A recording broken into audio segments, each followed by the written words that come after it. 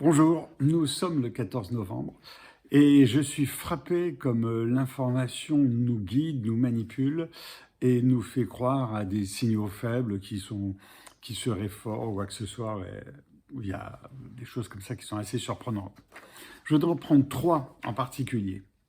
Le premier, c'est le Qatar, la Coupe du Monde de foot. Alors là, il y a une unanimité, pour condamner le Qatar, pour dire qu'on ne va pas y aller, que c'est un pays qui a tué des gens. On parle de 16 000 Népalais qui ont été tués, ce qui est absolument, effectivement, inadmissible.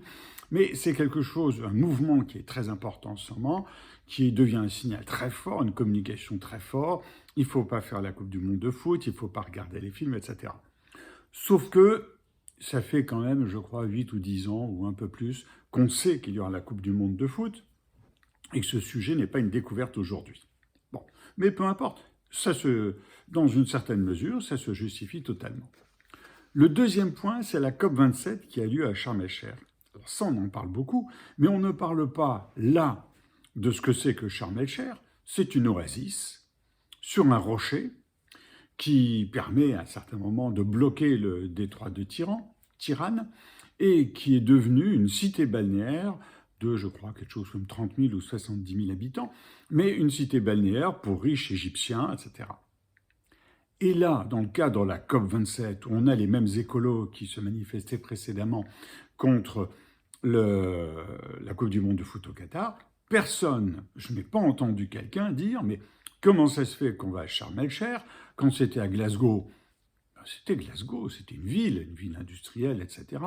C'était pour les Européens d'ailleurs pas très loin, alors que là on va très loin. Je pense qu'il y en a quelques-uns qui sont en train de se baigner à l'heure où je parle. Et là, la COP27, station balnéaire, on peut y aller qu'en avion, condamnation des jets privés, etc. Pas un mot, pas un mot. Et puis le troisième, c'est le G20 à Bali. Alors là, Bali, c'est carrément une situation balnéaire. Bon, le G20, comme ça concerne que les géants du monde, en fait, pas un mot non plus sur les avions privés, etc., qui vont là-bas. Donc je m'interroge à certains moments, pourquoi y a-t-il des sujets sur lesquels on condamne les avions privés et pourquoi il y a d'autres sujets sur lesquels on ne condamne pas du tout les avions. Et je voudrais rajouter une chose à ça qui m'a vraiment frappé, c'est cet article qui date du mois dernier. D'accord? Le transport aérien poursuit sa remontada. Sa remontada, c'est-à-dire 2020, ça a été catastrophique. Je crois que le Air France KLM a reçu un soutien de l'État de 3,5 milliards d'euros. Et ça a été comme ça un peu dans le monde entier, enfin Air France KLM plus que d'autres. Et Air France KLM vient de rembourser ou va rembourser 1 milliard. En fait, ça va très bien. La fréquentation 2022 du transport aérien est inférieure à celle de 2019. Bon, on a perdu les Chinois, hein. On sait que quand même il y a 1,4 milliard d'habitants qui voyagent moins.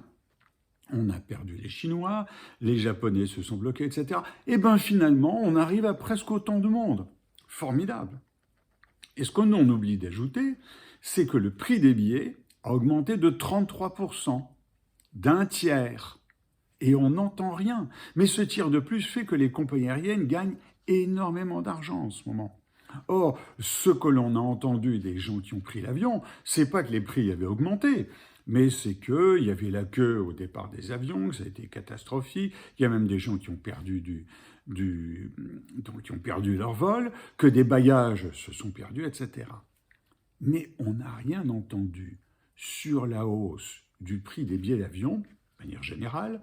On n'a pas entendu des voyageurs dire « je ne voyagerai pas parce que c'est de plus en plus cher ».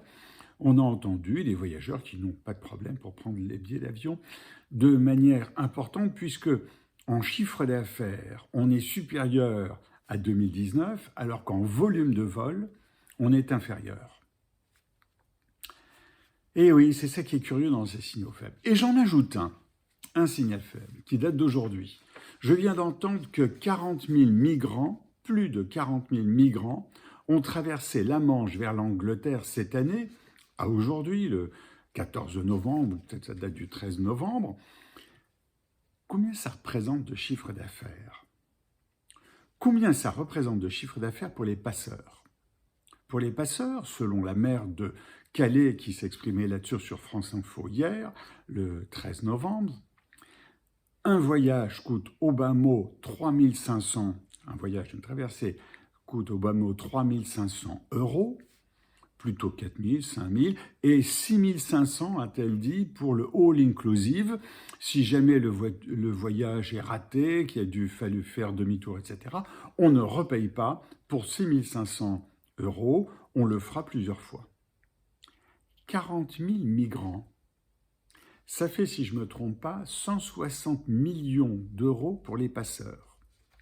Et on n'entend pas un mot sur le business des passeurs, sur des arrestations de passeurs, que ce soit en France, et là je parle de chiffre d'affaires en France, qui sont-ils en France? Ce sont des irréguliers?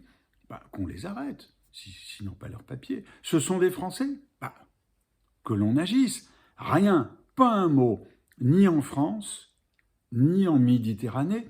On a entendu parler du Ocean Viking, dont qui a sauvé plus de 300 personnes, mais pas un mot sur les passeurs de Méditerranée.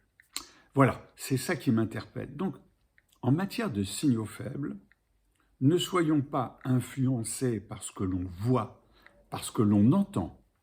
Essayons de rechercher, ce que je dis toujours dans les signaux faibles, en dessous, ce qui est caché et que l'on ne met pas sur le dessus du panier.